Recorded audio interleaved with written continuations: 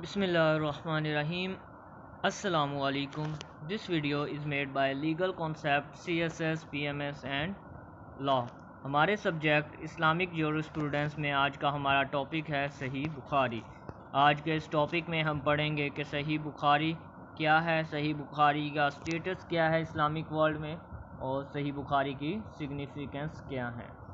اس سے پہلے اگر آپ نے ابھی تک ہمارا چینل سبسکرائب نہیں کیا تو پہلے چینل کو سبسکرائب کر کے پاس میں موجود بیل آئیکن کو بھی پریس کر دیں تاکہ تمام اپڈیٹس آپ کو بالوقت پہنچتی رہیں. چلیں چلتے ہیں آج کے ٹاپک کی طرف.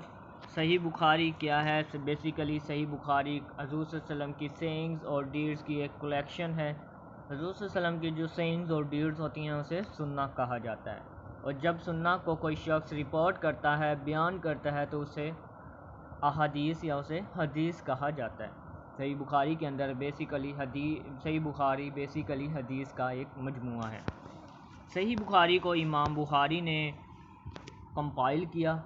بیسیکلی امام بخاری جو تھے حضور صلی اللہ علیہ وسلم سے کپل آف ایئرس کے بعد پیدا ہوئے. انہوں نے ہر حدیث کو چیک کیا، قرآن کے ساتھ اس کی کمپیٹیبلٹی کو چیک کیا، اور ہر ویراسٹی کو چیک کیا کہ چین آف رپورٹرز کو تھورلی چیک کیا، veracity of the chain of reporters کو تھورلی چیک کیا.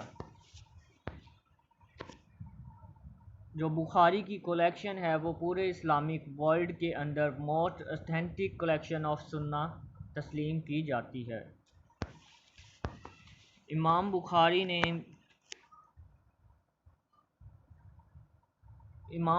نے صحیح بخاری لکھنے سے پہلے بھی بہت ساری بکس کمپائل کی، بہت ساری احادیث کے اوپر کمپائل کی، لیکن امام بخاری کی بک جو صحیح بخاری تھی اسے بہت زیادہ شہرت اور ہائی سٹیٹس دیا گیا کہ وہ بہت زیادہ پڑھی جانے لگی اسلامک ورلڈ کے اندر، اسے بہت زیادہ پڑھا جانے لگا. امام بخاری نے کب صحیح بخاری کو لکھنا شروع کیا اس کے بارے میں کوئی اسپیسیفک ڈیٹ ہمیں نہیں ملتی تاریخ کے اندر. however جب امام بخاری نے صحیح بخاری کو لکھ کے فنش کر لیا تو انہوں نے اپنے ٹیچر امام احمد بن حنبل کو اپروول کے لیے دکھائی، جو کہ امام احمد بن حنبل جن کی وفات 241 ہجری کے بعد ہوئی تھی. اس کے ساتھ ساتھ امام بخاری نے ابن المدینی کو بھی دکھائی جو کہ 223 آفٹر ہجری میں وفات پائے، اور اس کے ساتھ ساتھ ابن المعین جو کہ 233 ہجری میں 233 ہجری میں وفات پائی، انہیں بھی دکھائی گئی.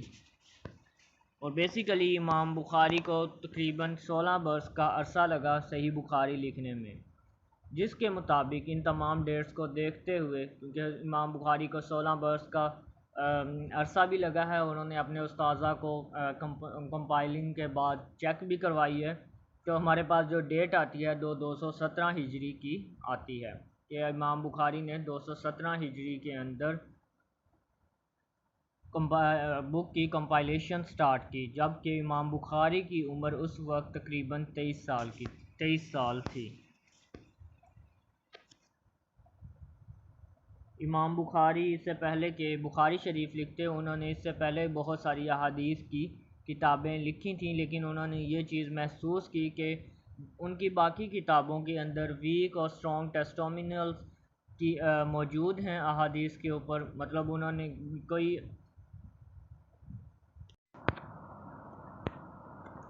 امام بخاری نے بہت زیادہ کیئر اور بہت زیادہ احتیاط کے ساتھ صرف انہی احادیث کو چوز کیا، انہی احادیث کو اپنی کتاب کے اندر کمپائلنگ کے اندر لکھا جو پورے سٹینڈرڈز کے اوپر اور یا کنڈیشنز کے اوپر پوری اترتی تھیں.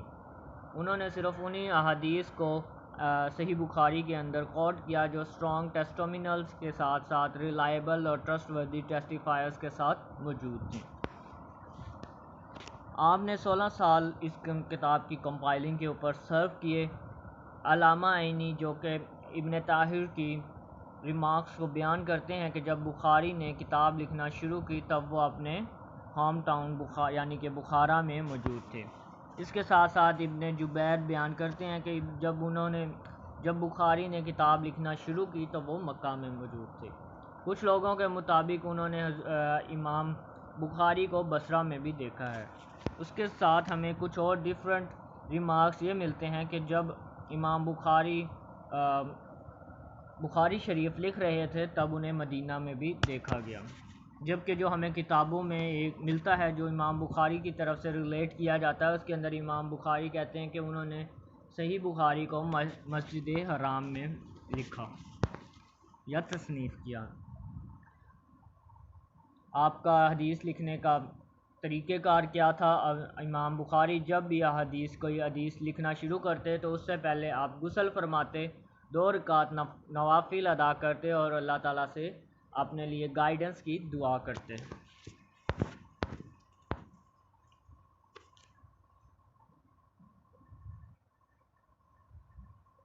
امام بخاری نے بخاری شریف لکھنے کے لیے اتنی زیادہ احتیاط برتی کہ اس کے بعد جب آپ نے بخاری شریف لکھی تو لوگوں کے درمیان یہ باتیں سننے کو ملیں کہ انہوں نے یہ چیز مشہور کر دی کہ امام بخاری احادیث لکھتے ہوئے اتنا کیئرفل ہوتے ہیں، اتنے کیئرفلی فریز کو کوٹ کرتے ہیں کہ ایسا معلوم ہوتا ہے جیسا کہ امام بخاری نے خود ڈائریکٹلی حضور صلی اللہ علیہ وسلم سے حدیث سنی ہو۔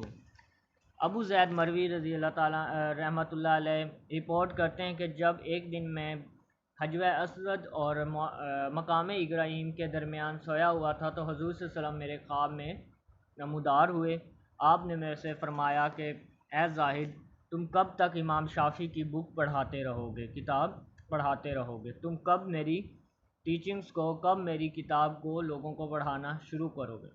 جس پر امام زید فرماتے ہیں کہ میں نے حضور صلی اللہ علیہ وسلم سے پوچھا، عرض کیا کہ اے اللہ کے رسول، آپ کی کون سی کتاب ہے؟ تو انہوں نے یعنی حضور صلی اللہ علیہ وسلم نے محمد ابن اسماعیل الجامع الصحیح کا نام لیا، جو کہ ایک امام بخاری کے کمپائلیشن کے اوپر ایک اور اتھینٹسٹی کا فل سٹاپ لگاتی ہے یا مہر لگاتی ہے۔ کنڈیشنز فار چوزنگ حدیث، امام بخاری نے کون کون سی کنڈیشنز کو حدیث چننے کے لیے چوز کیا؟ اس کے اندر یہ ہے کہ امام Bukhari has import condition that all narrators and testifier must meet before the حدیث کین بی سلیکٹڈ، کہ آپ ایک تو باقاعدہ خود جا کے تمام نریٹر سے اور ٹیسٹیفائر سے ملتے تھے اور ان کے بارے میں فل اتھینٹسٹی کلیکٹ کرتے تھے، ان کی اسٹرانگ میموری کے بارے میں انفارمیشن کلیکٹ کرتے تھے، ان کے بارے میں جانتے تھے کہ وہ کس نوعیت کے انسان ہیں، ان کے کریکٹر، اور جب پوری ایک چین جو بیان کی جاتی ہے احادیث کی اس کے بارے میں دیکھتے کیا یہ لوگ واقعی اس دور کے اندر ملے ہیں۔ ان کا ملنا ثابت ہوتا ہے کہ ایک چین کے اندر جتنے لوگ احادیث کے اندر آ رہے ہیں کہ اس شخص سے اس شخص تک روایت ہوئی، تو کیا یہ شخص واقعی میں person A to person B کے درمیان جو حدیث کوٹ کی جا رہی ہے، کیا ان کا کہیں پہ ملنا یا جس مقام پہ ملنا ان کا تاریخ کے اندر ملتا بھی ہے یا نہیں۔ آل دی محدثین who possess great knowledge of hadith must agree upon the testifier in question ability to learn and memorize along with his reporting techniques. The testimonial must be complete without any missing testifier، کہ اگر ایک بھی شخص یا ایک بھی گواہ یا ایک بھی ٹیسٹیفائر اگر انکمپلیٹ ہوتا تو آپ اس حدیث کو صحیح بخاری کے اندر نہ لکھتے، جبکہ اگر ایک ہی حدیث کے 2 ڈیفرنٹ نریٹرز مل جاتے یا 2 ڈیفرنٹ نریٹرز یا صحابی سے ایک ہی حدیث with strong chain of evidence, with strong chain کے ساتھ ایک حدیث نریٹرز کی چین کے ساتھ ایک حدیث ان تک پہنچتی تو وہ اسے ہائی سٹیج دیتے۔ علامہ نووی relates that all scholars in Islam have agreed that Sahih Bukhari has honestly gained the reward of being the most authentic after Holy Quran. Further readings اگر آپ کرنا چاہیں تو ہے احادیث ان اسلامک جورسپروڈنس یا Islamic jurisprudence by Abdul Rahim زیب کر سکتے ہیں۔ یہ تھا ہمارا آج کا ٹاپک۔ اگر آپ کو ٹاپک پسند آیا ہو یا ٹاپک کی سمجھ آئی ہو تو برائے مہربانی چینل کو سبسکرائب کر کے پاس میں موجود بیل آئیکن کو بھی پریس کر دیں۔ ملتے ہیں انشاءاللہ نیکسٹ ویڈیو میں، تب تک کے لیے اللہ حافظ۔